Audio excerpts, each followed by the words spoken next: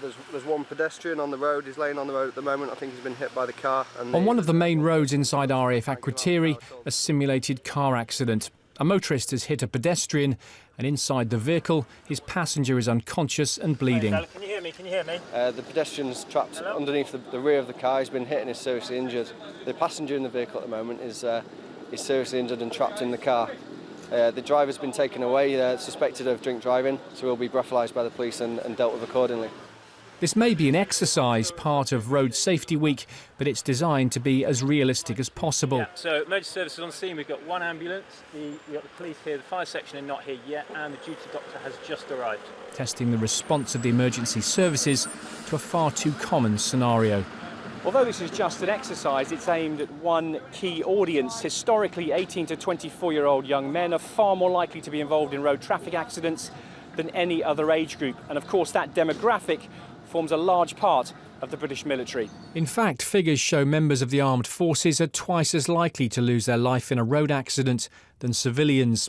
In the UK, nearly 2,000 people a year are killed on the roads, and worldwide, 1.2 million people lose their lives annually. Get in the cutting point.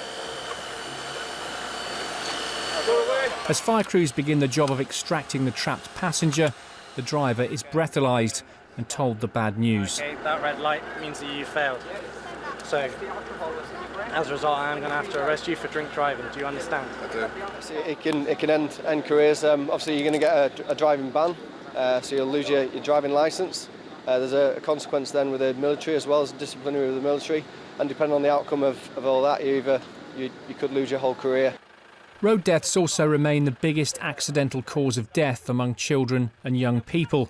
And watching all this intently are pupils from Akrotiri Primary School. Taken away, Mr. Policeman. With the injured passenger out, medics prepare to airlift him to hospital. And on hand to help, a helicopter from 84 Squadron.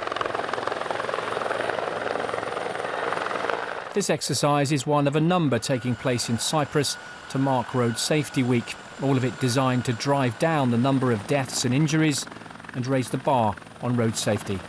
Simon Newton, Forces News, RAF Akrotiri.